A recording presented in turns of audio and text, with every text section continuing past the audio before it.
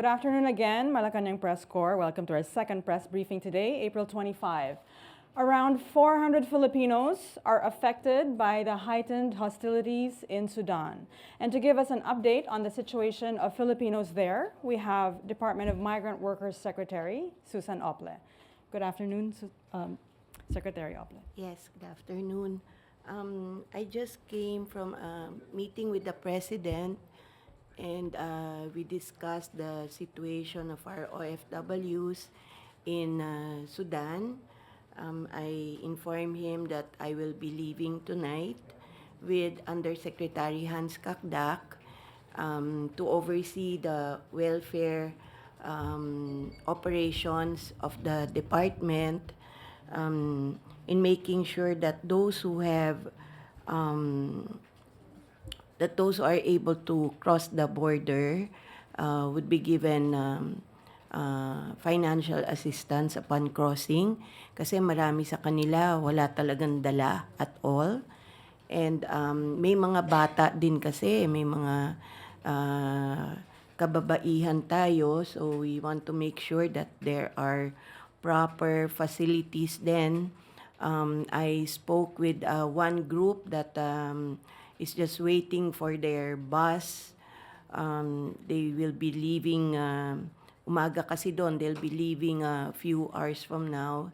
And ang kasamahan nila, mga 20 na mga bata, including a 7-month-old baby. So the President's directives were, number one, to get all of them to safety as quickly as possible. Number two, it shouldn't matter whatever papers they have, or if they don't have any papers at all, to quote the President, kung marunong mag-Tagalog, marunong mag-Bisaya, marunong mag-Ilocano, marunong ng iba't ibang dialect sa atin, Pinoy yan.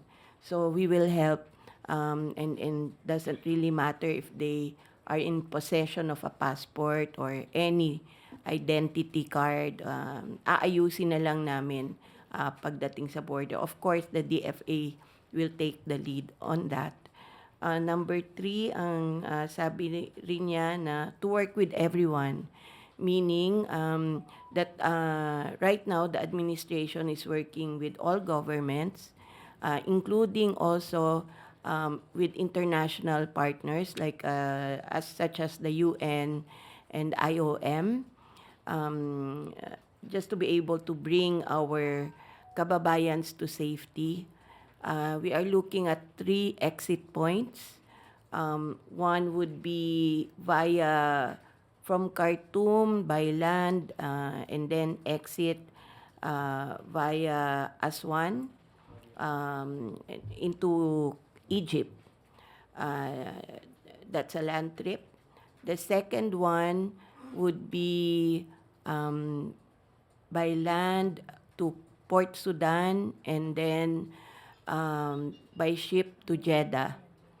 The third one would be by air through Djibouti, in cooperation with the U.S. Government, because they have a U.S. base in Djibouti. So the DFA, and also with the help of the Department of National Defense, are working out the details for such assistance, bilateral assistance, to be given to our kababayans. My flight is tonight. There's another team that will be joining me tomorrow, headed by Labor Attaché Adam Musa, who was a veteran in repatriation efforts in Libya. And then on Thursday, Administrator Arnel Ignacio will be also leading the OWA team, which would include some nurses to join us. So ang immediate kong task would be to set up our welfare assistance stations in the various border points. And also to assist, provide any support needed to Ambassador Ezedin Tago, whom the President himself said has been doing a very good job in maintaining open communications with our kababayans in Sudan, and working out certain arrangements to be considered as confidential right now to bring them safely home. Yeah. With that, I'm open to questions. Okay, let's start with Kat Domingo. Good afternoon, Secretary. Ma'am, you mentioned that upon crossing the Sudan border, they will be receiving financial Yes. assistance. How much are we talking about po? $200 per worker. Okay. And ma'am, saan po yung destination nyo for your flight later? Yes. We are trying to explore the possibility that those who wish to be hired instead of coming home, kasi naintindihan naman natin yung iba ayaw umuwi kasi iniisip nila, wala din naman kaming trabaho doon, so might as well stay, and then tingnan natin kung baka humupa yung sitwasyon, ano. But we're looking at and exploring the possibility of temporary jobs for them in Saudi Arabia. We are working this out, and we will have more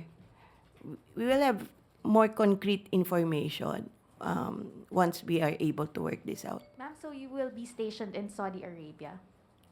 Kasi sabi niyo po, you're leaving tonight? I'm Heading where leaving po? tonight for Cairo. Okay, Cairo. We are working it out with our partners in Saudi Arabia if there is a possibility that, because most of the workers based in Sudan are skilled professionals, we are trying to explore the possibility of temporary jobs in Saudi Arabia, if that will be allowed by their government. Thank you, ma'am. Okay. Ivan Mayrina, GMA 7. Secretary, you mentioned the word, a number 400 Filipinos. Ano ho ito mga 400 nito? Are these the ones who signified their intent to be repatriated? I understand from Yusek Vega of DFA na the number could be higher. Yeah, let me read na lang what I got from the DFA. According to Yusek De Vega, 725 Filipinos have contacted the Philippine Embassy in Cairo, Egypt. Of that number, 327 as of now are requesting repatriation. Will the numbers rise? Based on our experience, based on my experience, no, as an OFW advocate, yes, the possibility is that the numbers will rise. Thank you. Okay. Any further questions? We're good? Okay. Tuesday New, DZBB. Hi, ma'am. How soon, ma'am, na-expect natin na makakabalik sila dito sa Pilipinas once na makalabas na sila ng Sudan at masundo nyo doon? Actually, yung pagbabalik sa Pilipinas, may regular flights from Cairo. May regular flights from Jeddah. Kung nasa Djibouti naman sila, I mean, it's a US base. So, mas madali nang mag-coordinate for their flights home. It's really bringing them to safety from Khartoum. That's difficult. So, right now, we want to take advantage of the ceasefire na declare, to bring them to safety. Okay. Chona Yu, Radio Inquirer. Ma'am, ano pong assistance ang ibibigay ng government sa mga Filipino na uuwi dito? Kasi sabi mo nga, pagdating dito, walang trabaho. Yes, we're matching na. There's a team inside the DMW that is taking job matching. Kasi meron naman kaming mga profiles. We were able to get with the help of the DFA then and with our embassy, and also with the help of OWA. So, yung mga nais magtrabaho upon return, we will help them find jobs.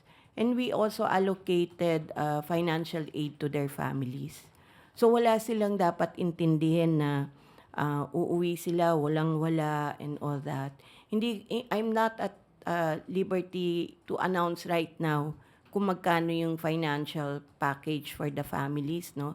Gusto lang namin unahin yung workers na may naghihintay naman. Pagtawid nila, wag nilang isipin na, nako, wala akong pambili ng gamot, wala akong pambili ng damit, wala akong pampalit ng damit, and all that.